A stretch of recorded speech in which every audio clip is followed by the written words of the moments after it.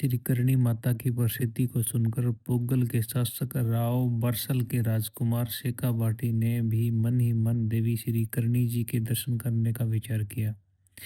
अतिशीघ्र ही राजकुमार शेखा भाटी को अपने किसी शत्रु से बैर लेने के लिए जाना पड़ा।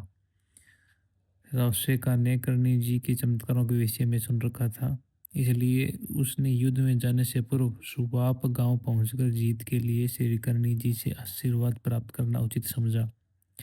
जिस समय कुमार शेखर सुबह पहुंचे, श्री करणी जी गांव के फलसे पर ही बिता में हाजी के लिए भाता ले जाती हुई मिल गई।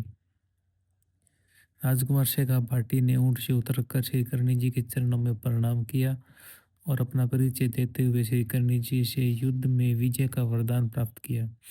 शेखा भाटी के जल्दी में होने के कारण श्री करणी जी माता ने उसी जगह पर यानी रास्ते में ही अपने पिताजी का भाता खोलकर उसके 140 सैनिकों का आतिथ्य सत्कार किया। शेखा के अनुसार उसके सब आदमी ऊंटों से उतरकर अपने अपने बर्तन लेकर प्रसाद लेने हेतु कतार में बैठ गए।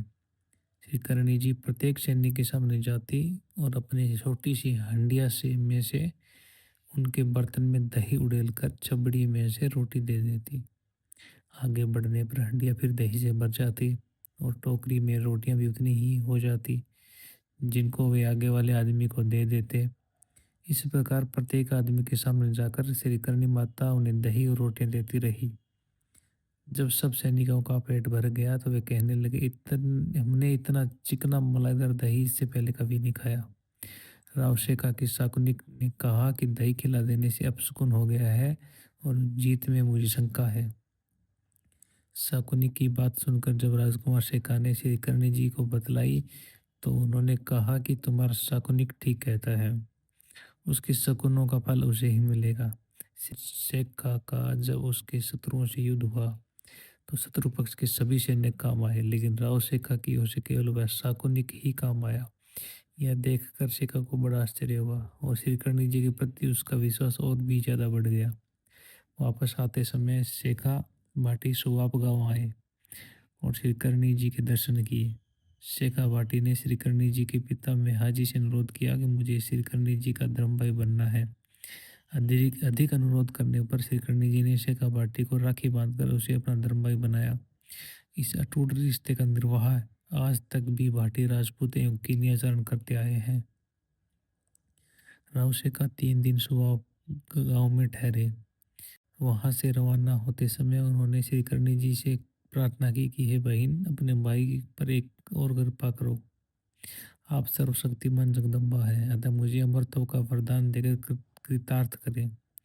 श्री करणी जी ने कहा कि अमरत्व तो संसार में किसी को प्राप्त नहीं हुआ है। जिसने जन्म लिया है उसे एक दिन मरना ही पड़ेगा, यहाँ तक कि मुझे स्वयं स्वयं को भी एक दिन देह को त्यागना पड़ेगा। परंतु राव शेखा ने फिर प्रार्थना की कि हे महिन, आप जगत माता जगदम्बा हो, सब कुछ कर सकती हो।